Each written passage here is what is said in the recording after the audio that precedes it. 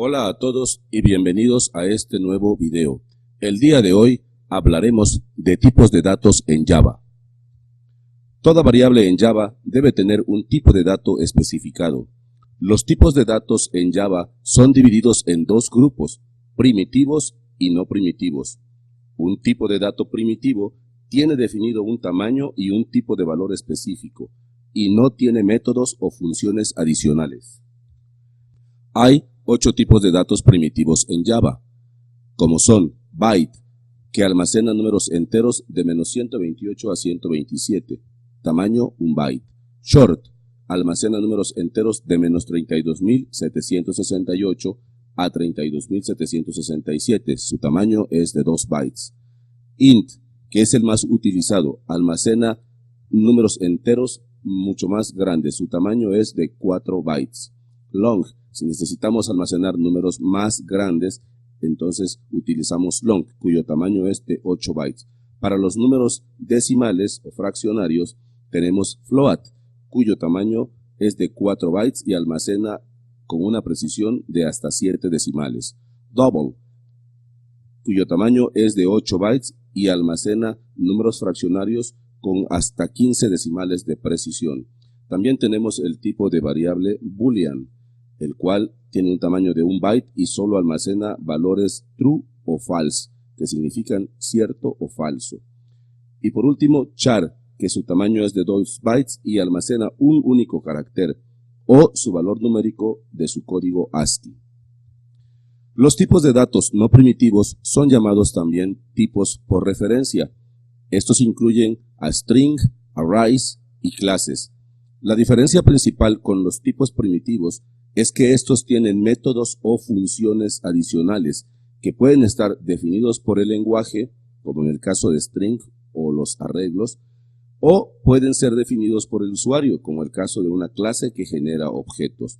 Los objetos son tipos de datos por referencia. Comencemos. Como ya hemos dicho, en Java toda variable debe tener un tipo de datos especificados. Ya comentamos que los tipos de datos se dividen en primitivos y no primitivos. Los primitivos incluyen datos numéricos, los cuales son de 6 formas diferentes. Entonces, para los números enteros tenemos las siguientes formas. Bien, el primer valor que vamos a almacenar es un número muy pequeño que solamente puede almacenar 3 dígitos y, por ejemplo, sería un número tan pequeño como ustedes quieran. Para esto utilizamos el tipo de datos byte. Colocamos byte num igual a 15 y dentro del paréntesis colocamos el nombre de la variable num. Entonces guardamos y ejecutamos el programa y en pantalla vemos el número 15. Si nosotros queremos aumentar el tamaño de este número, por ejemplo a 258, automáticamente el intérprete nos marca un error. Esto es porque no soporta el tamaño para ese tipo de dato. Entonces tenemos que cambiar el tipo de dato. Ahora va a ser short. Short puede almacenar ese número y un poco más. Entonces corremos el programa y efectivamente vemos que en la pantalla aparece 258. Si quisiéramos aumentar todavía más el número con más decimales, va a llegar un momento en que short tampoco lo va a soportar. Así que tenemos que cambiar de tipo. Para este caso ya podemos utilizar el tipo de dato int, el cual es el más utilizado en cuanto a números enteros se refiere. Entonces, int soporta hasta 10 dígitos, ¿sí? Incluyendo el número negativo. Entonces, colocamos, por ejemplo, aquí, hasta ahí no hay problema, imprimimos en pantalla, corremos y vemos el número efectivamente en pantalla. Muy bien, podemos seguir aumentando el tamaño, pero int ya no va a soportar un número más largo. Entonces, ¿qué tenemos que hacer? Cambiar ahora al tipo de variable long. Long va a soportar este tipo de números, solo que tenemos que especificar al final de la línea la letra L. Entonces, en ese momento, con la L mayúscula al final, podemos especificar un número entero mucho más grande. Entonces, corremos el programa y efectivamente vemos en pantalla que aparece el número especificado. Vean que la L no aparece en el resultado, porque solo le sirve al intérprete para determinar que es un tipo de dato entero, pero muy largo. Para los números decimales, contamos con dos posibilidades. El primero de ellos es float, ¿sí? Float. Y float puede almacenar hasta 7 dígitos decimales. Si se dan cuenta, marca un error porque también float necesitamos ponerle aquí al final la letra F minúscula, ¿sí? En ese momento ya podemos nosotros ejecutar el programa y vean que él lo va a recortar precisamente a 7 dígitos, va a hacer un redondeo hasta 7 dígitos cuando le ponemos F. Si quisiéramos una precisión mayor todavía, entonces debemos de utilizar double, y double soporta ya un número más grande, ¿sí? Entonces, pero también debemos de especificar la letra D minúscula al final, entonces, para que no tengamos problemas y no nos marque error. Y en ese momento ya podemos ver toda esa cantidad de números decimales que tiene este número. Muy bien, double y float soportan también los números de notación científica, es decir, los números de base 10, tanto double como float. La forma en cómo se hace esto es de la siguiente manera. Vamos a declarar dos variables.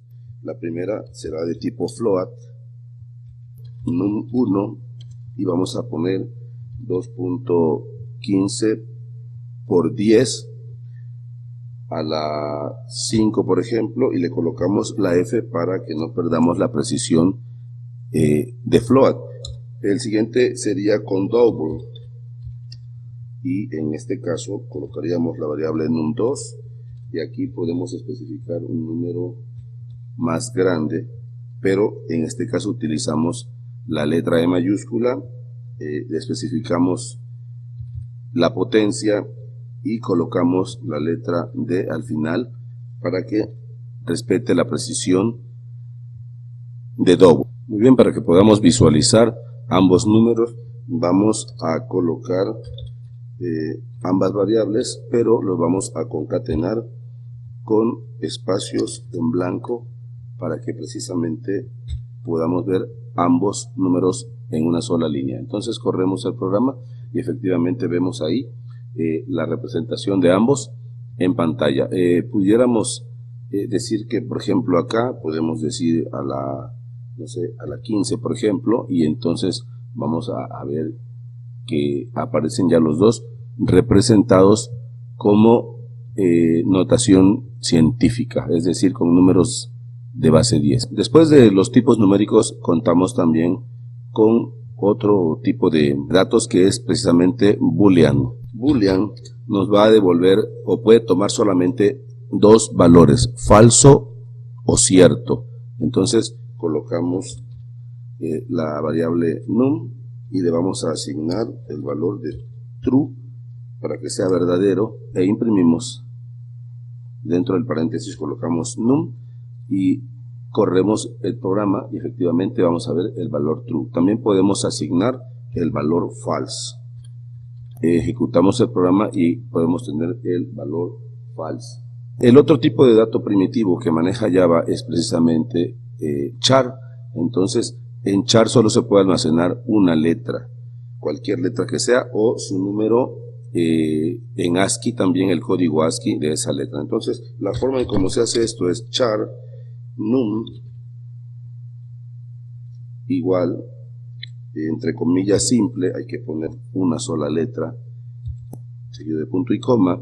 Si imprimimos en pantalla veremos la letra A. Tomemos en cuenta que solamente se puede imprimir una sola letra, pero por ejemplo pudiéramos también imprimir el código ASCII de una letra. Por ejemplo, podemos colocar aquí que el número valga igual a 65, por ejemplo, y al momento de correrlo lo que nos va a devolver es precisamente el valor de la letra A. Si ponemos el número 66 y corremos el programa, entonces nos pone la letra B, y de esta manera podemos también utilizar el código ASCII de cada uno de los caracteres de la tabla ASCII. Entonces, esa sería la forma en cómo se puede trabajar el tipo de datos char. Muy bien, un tipo de dato más que podemos trabajarlo, aunque no es un tipo de datos primitivo, pero es un tipo de dato muy utilizado, es el tipo de dato string, el cual maneja precisamente una cadena de texto. Entonces, la forma en cómo se puede emplear string es de esta forma. Entonces colocamos string, vamos a cambiar el nombre por cat, y en este momento tendríamos que colocar la cadena de caracteres entre comillas. Por ejemplo, hola a todos. ¿Sí? Entonces aquí dentro del paréntesis cambiamos a cat y ejecutamos, y vemos precisamente que el mensaje se imprime: hola a todos. Bueno, los tipos de datos no primitivos ya los comentamos, que son llamados tipos de datos por referencia. Y bueno, vamos a dejar el video acá. En los siguientes videos vamos a ir aprendiendo poco a poco cómo se utilizan esos tipos de datos no primitivos. String es un tipo de dato no primitivo que contiene muchos métodos que se pueden trabajar con él, pero bueno, ya dedicaremos otros videos para revisar el tipo de dato string. Eso sería todo por hoy. Nos vemos en el próximo video y no olvides suscribirte a este canal.